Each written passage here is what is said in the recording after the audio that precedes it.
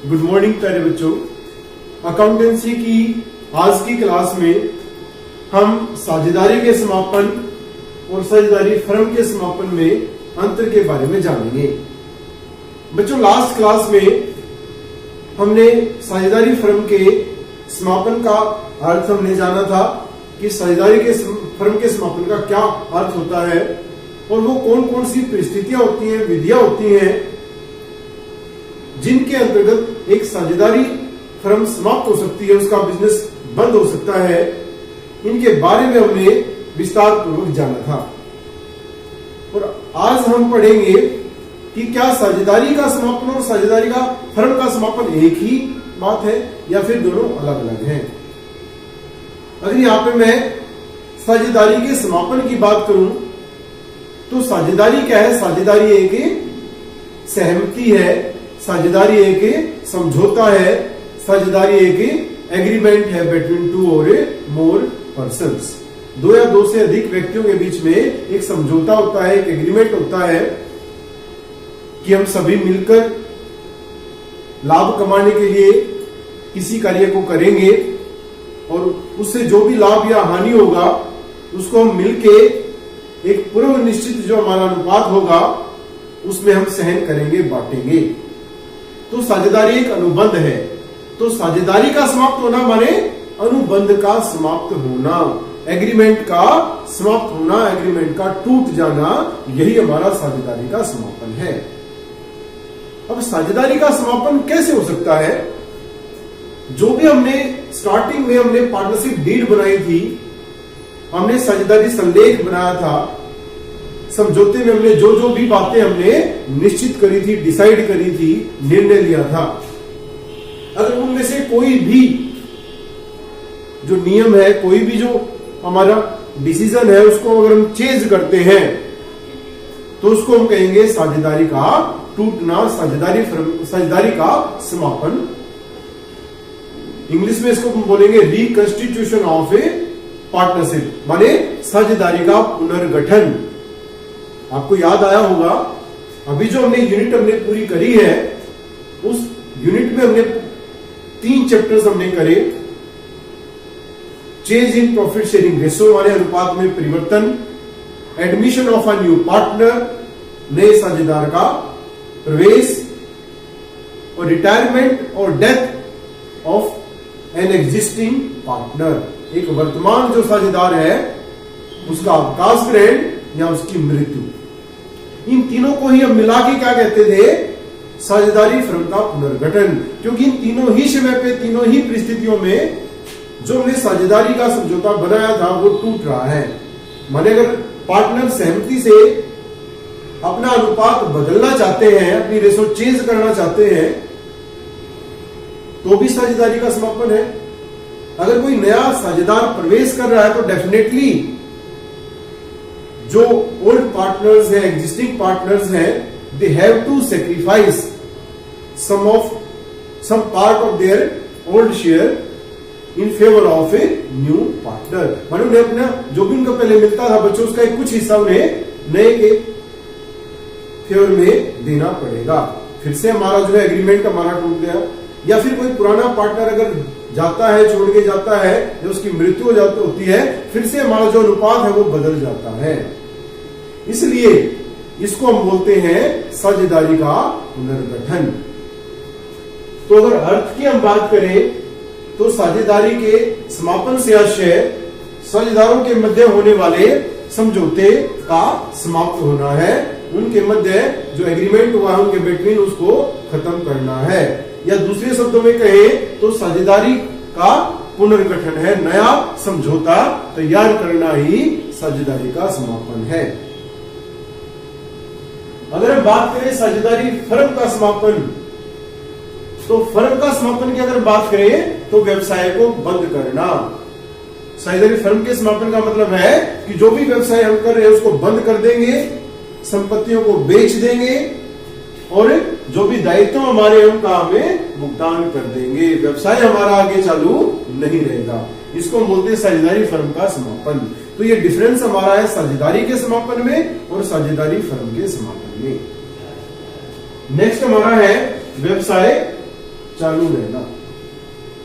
अगर हम साझेदारी का समापन की बात करें तो आपने देखा था कि अगर साझेदार अपनी रेशो को चेंज करते हैं, अनुपात को बदलते हैं, तो उन्होंने सिर्फ अनुपात ही बदला है, व्यवसाय उनका ज्यों का त्यों चलता रहेगा। हाँ, सिर्फ उस व्यवसाय का जो परिणाम निकलेगा हर वर्ष, जो लाभ या हानि होगा, उसको वो अब एक नए अनुपात में बांटेंगे। माने यहाँ व्यवसाय जो है वो चलता रहता है। जबकि फर्म के समापन की बात करें तो व्यवसाय हमारा क्या हो जाता है, बंद हो जाता है। समस्त संपत्तियों को बेचकर समस्त दायित्वों का भुगतान कर दिया जाता है। नेक्स्ट हमारा है आर्थिक संबंध। अगर हम साझेदारी फर्म की बात करें तो चूंकि फर्म ही बंद हो चुकी है, तो साझेदारों के मध्य भी कोई आर्थिक लेन देन, कोई रुपये पैसे का लेन देन नहीं होगा, क्योंकि आगे से भविष्य में वो साझेदार ही नहीं रहेंगे, उनके बीच में साझेदारी का कोई भी अनुबंध नहीं रहेगा। जबकि अगर हम साझेदारी के समापन की बात करें तो वहां पे साझेदार नहीं बदले हैं, केवल उनके बीच में होने वाला अनुबंध बदला है। तो जो भी साझेदार हमारे रहेंगे बच्चों, उनके बीच में आर्थिक लेन देन चलते रहेंगे। लेखा पुस्तकों का बंद होना, फिर दोबारा से अगर हम बात करें तो साझेदारी के समापन पर लेखा पुस्तकें हमारी जो की त्यों चलती रहती है। हर वर्ष हम लाभ निकालते रहते हैं, उस लाभ को हम विभिन्न साझेदारों में उनके पहले से निर्धारित अनुपात में बांटते रहते हैं। जबकि अगर हम बात करें साझेदारी फर्म के समापन की तो वहां पे सभी पुस्तकें हमारी बंद हो जाती हैं।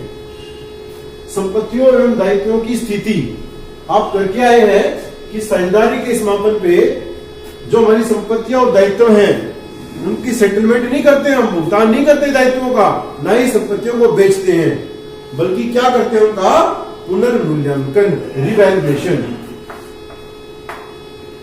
क्या करते हैं, उनका रिवैल्यूएशन करते हैं।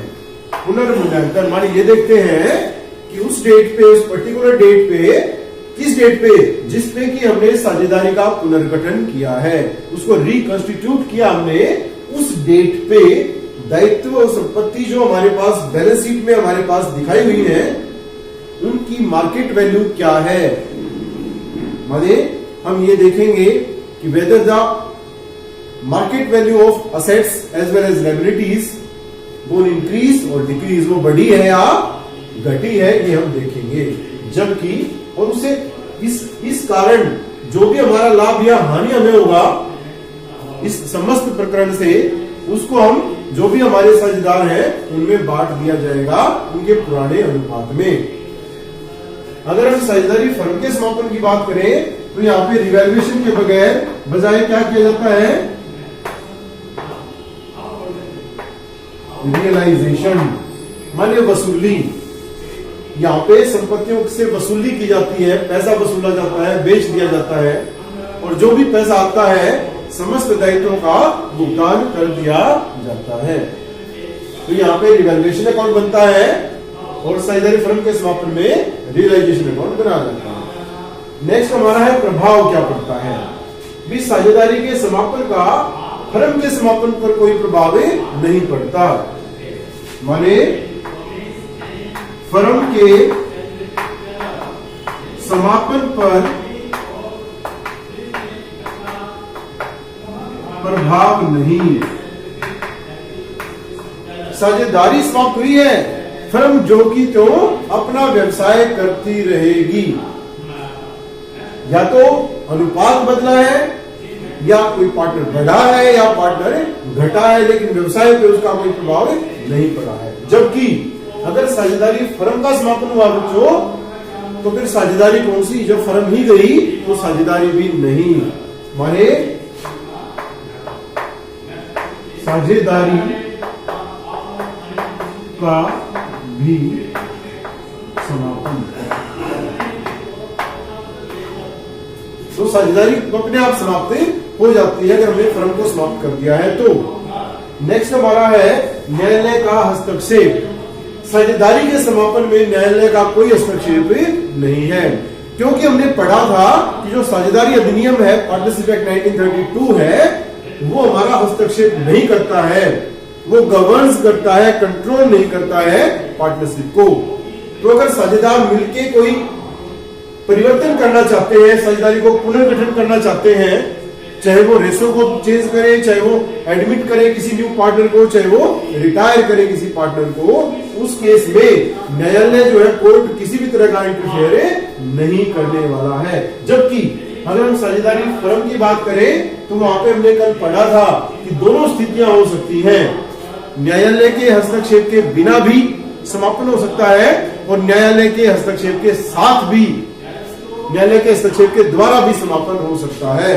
तो ऐसी भी परिस्थितियां हैं, लेकिन न्यायालय को इंटरफेयर करना पड़ता है और उसे फोर्सफुली फर्म को बंद कराना पड़ता है, व्यवसाय को बंद कराना पड़ता है।